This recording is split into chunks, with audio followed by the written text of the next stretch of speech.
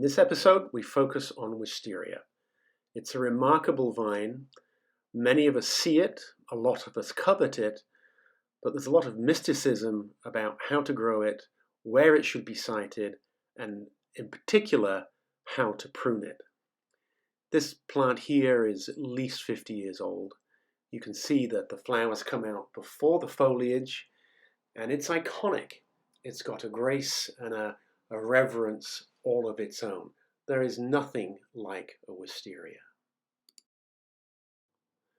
2 tips for growing wisteria successfully. You should buy your plant in full flower. That way you know exactly what color you're getting. Very disappointing to wait a few years and find out it's the wrong color. The second tip is that they need full sun. They benefit from sunlight as it ripens the wood, which promotes flowering. Here we can see a very well pruned wisteria. There's a single stem coming out of the ground parallel with the front door, and it rises 10 feet up and is kept clean. There's no shoots or branches on it. And then at the 10-foot level, we've got a very simple wooden frame, and the plant is allowed to branch out and set flowers. This is a really good example of the framework required to support the flowers and not have lots and lots of wild, rampant shoots. This is a really beautiful example of growing a wisteria. Here is my wisteria. As you can see, it's starting to put out some nice strong shoots, and I've got it tied up with twine that can easily decompose so as not to restrict future growth. I find that every springtime when my wisteria starts to grow, it's a true sign that summer is around the corner.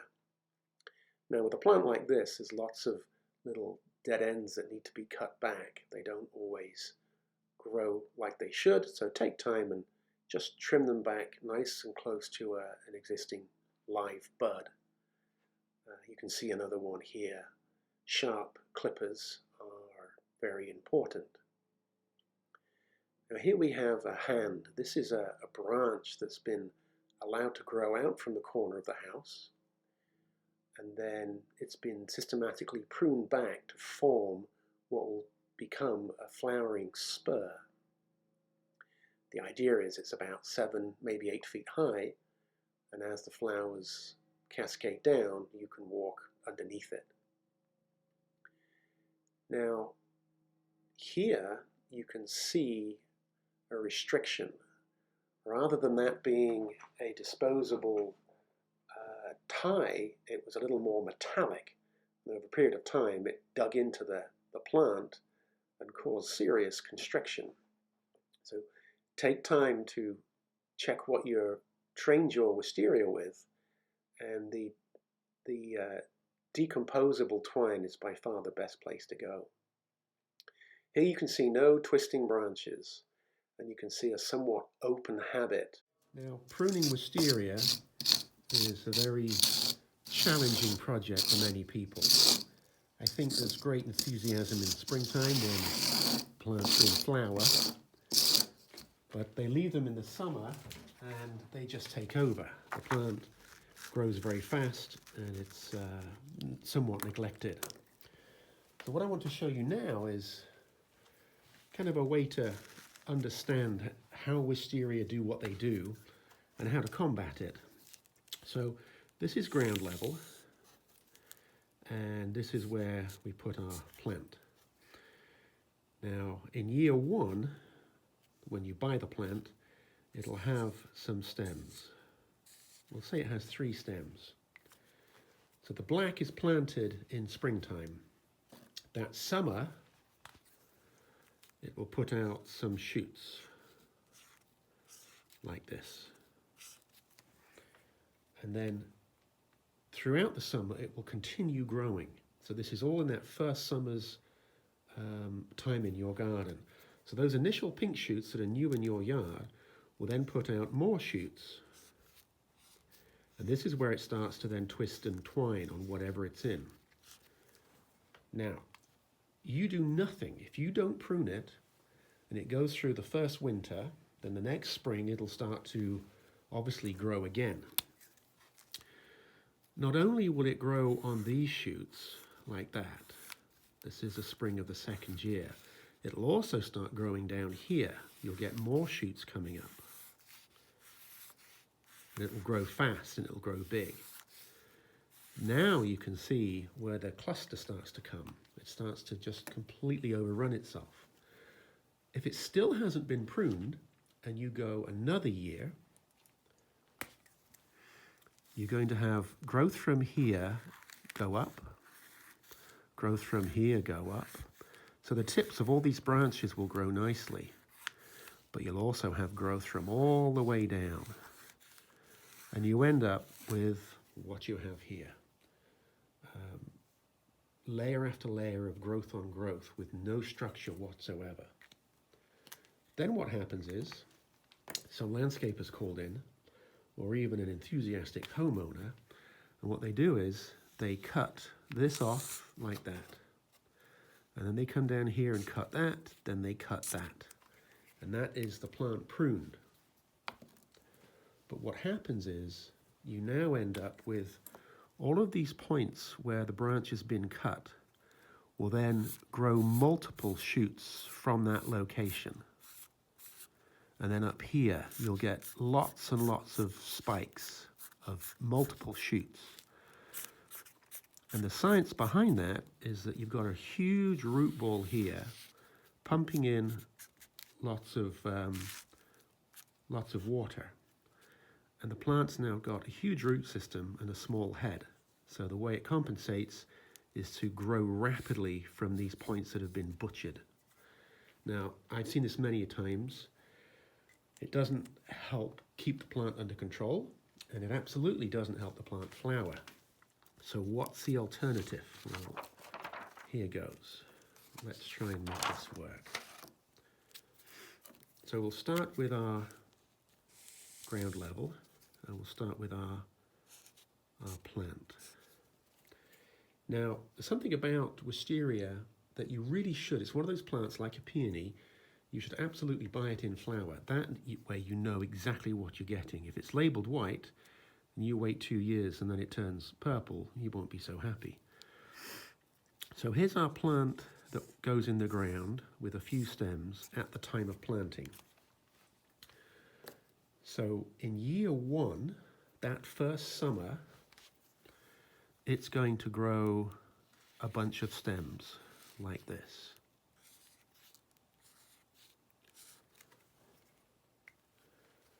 There's nothing wrong with that. That's just perfect. It'll keep going. It'll add a few more shoots. This is where it starts to get interesting. Your job now is to start to thin it out. So where I put a dotted line, this is what you would prune. So that wants to get cut completely. We'll leave this one to train. That should be cut completely, and that should be cut completely. The same there, and the same there. So now we've got a shoot here that can keep growing, one there that can keep growing, and then one here that can keep growing, and then the same there. 1, 2, 3, 4. Now I want to show you the concept of hands. A hand is a strong branch cut back to just 12 inches. This is the summer of the first year. We've done some pruning in the midsummer, and now it's going to start to put out side shoots. That's exactly what we want. Lots of side shoots.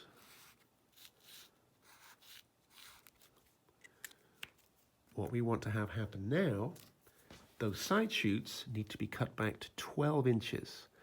So you come from there out to 12 inches, and then you prune it back. Out 12 inches, prune it back, and the same there. And these are what I call hands. These end up being a series of branches, and then from those short branches you end up with flowers cascading from that hand. And it makes the plant more 3D. It kind of sticks out from the house. So now we've got main stems that were pruned. We've got secondary growth that's been pruned back. So the next year, this is a full 12 months after it's been planted, we can expect to have growth here come up. We can have growth from here come up. Remember, we've got this shoot down here. That can then come up this way. And then the same with this one. That can come up this way. What we would have is a whole series of side shoots like this.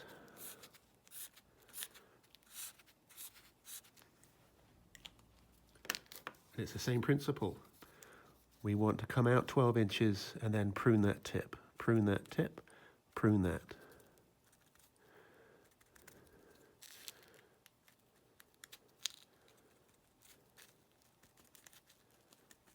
And then this 12 months later pruning, you see how much more space we've covered. So let's recap. This is the initial growth, the initial growth at the time of planting. The pink is the first summer with a prune back. The blue is the side shoots that later that summer with a prune back. And then the next spring we let it flush, and then this is that following summer. And this shows you how it's cleaned out and opened. Sunlight can get in there, which really helps generate conditions for flowering. So this is what we should have, and this is the alternative. Night and day, absolutely night and day. I really hope this helps. This is what we want to have happen. This is what does happen a lot, and it's just a mess. So happy pruning. This is a wisteria, one of my favorite plants. I like the foliage, I like the flowers. It grows very fast, but it does need to be pruned properly. Now I prune my wisteria 2 or 3 times a year, and I don't want it to start winding and twining around anything.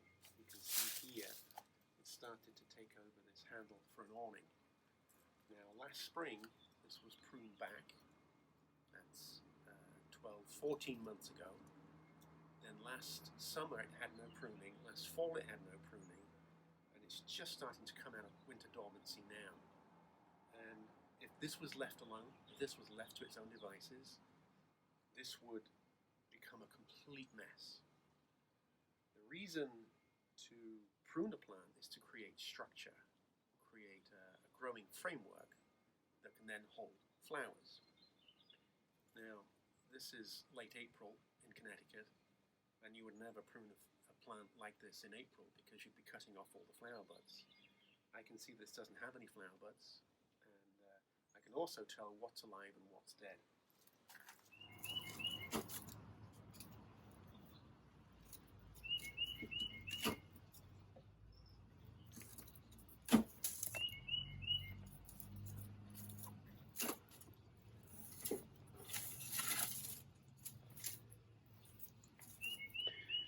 What I like to do is start at the bottom and break off any of the clearly overgrown stuff I don't want. If you start higher up, it's easy to cut the wrong branches. Now I want to leave this, and I want to leave this. But I don't want that. That can go, and it can go not just to there, but even to there.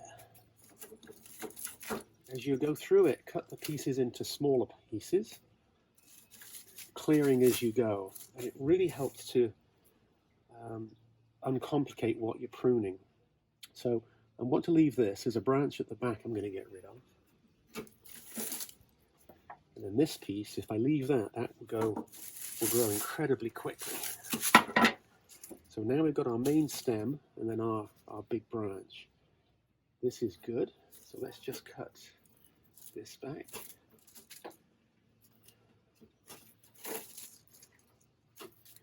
What I want to do is create a hand, and you can see what we've got here. This branch comes up and then it breaks into a number of different pieces, and that's it.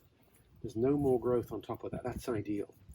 But some poor pruning here needs to be taken care of. Always cut back to a bud. So that's a nice hand right there. So let's just get rid of that. So I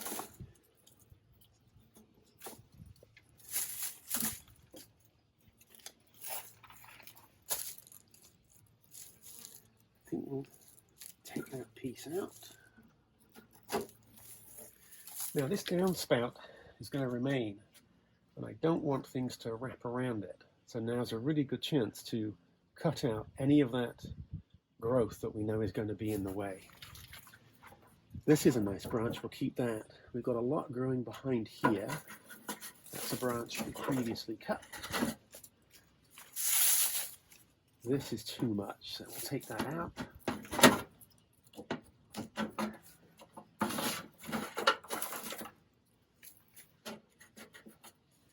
Now, the big branch right there. I think we're going to take that out.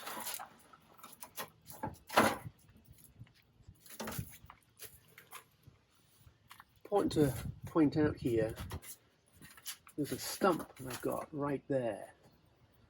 I cut back to this to help me get access, but I'm not going to leave it. I'm going to go in there and get rid of that. Now you can see how this is starting to become uncongested, which is exactly what we're looking for.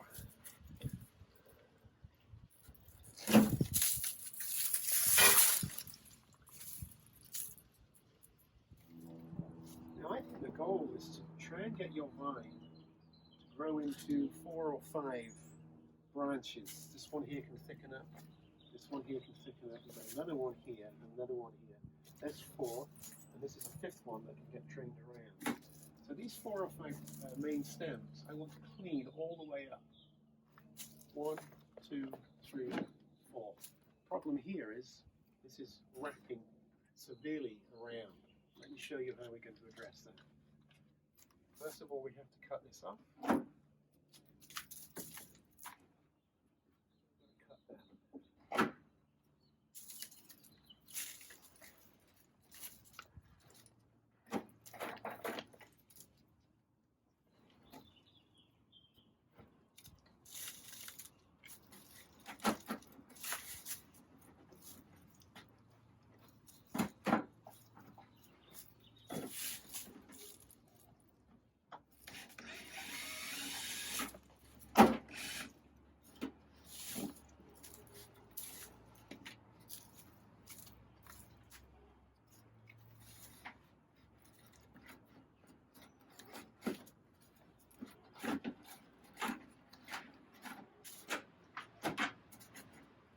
It's absolutely worth it to take this from behind here, because this will keep on growing. This is not such a big deal. That's quite loose, and when I train it, that can be fastened. And this is important. Now we can get to it.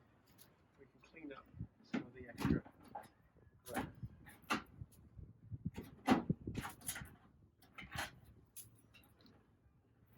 Now this is where it gets crazy. Look at all those. 1, 2, 3, 4, 5. 1, 2, 3, 4. I don't mind this as a ham, so we'll just cut that one. I think we'll get rid of that one completely. And I think we'll get rid of that one completely. So what we now is have our main stem coming up, and then that will be trimmed further.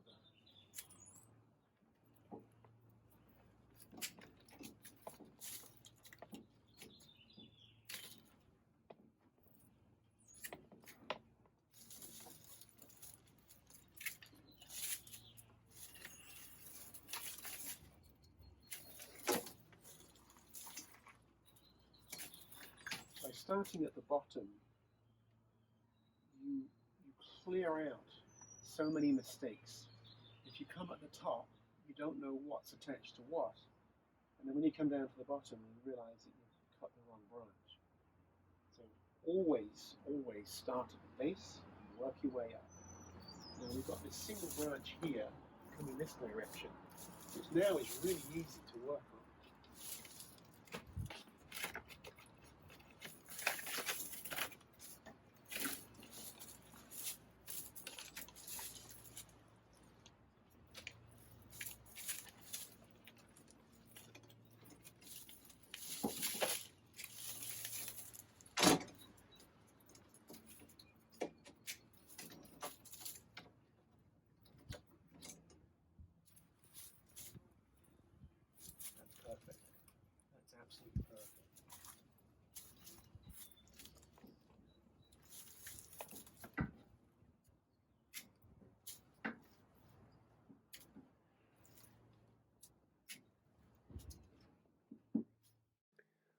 Once you've got the base of the plant cleaned out and you've got the basic framework of how your wisteria is going to grow, chances are you'll need a ladder, and you've got to get up to that elevation in order to safely continue pruning. You'd be surprised how much volume of material there is up there. Obviously the plant grows higher and wider, and you just have to very carefully and systematically prune out the side growth and then remove any of the excessive growth from drain pipes, window frames, doors, whatever is in the way. Now, when you put a wisteria next to a house like this, it's got siding and shingles, it's possible for the shoots to grow into those shingles. But when you prune 2 or 3 times a year, it's an absolute non-issue. You never let the plant get out of hand in order for it to do any real damage. This plant is going to have lots of sun on it. It's on a south-facing wall. The sunlight greatly improves the likelihood and the set of new flower buds. So when you remove all the excessive growth, you also let light into the branching and the branches, and it helps ripen the wood in order to set flower buds. It's important to use soft twine that decomposes over time in order to train your plant, and you can have a wisteria in no time looking beautiful with flowers and foliage. There will be a huge amount of plant material, leaves, branches, stems that come out of a wisteria. Not unusual to reduce it by 75%, certainly 50%, and that's just fine. All that wood removed will allow what's left to grow beautifully. So let me leave you with a look at another beautifully trained wisteria. Here you can see they've got the frame that supports it, no twisting branches, and flowers just moving in the breeze. You can all have this. Thanks for watching Planted. Please like and subscribe.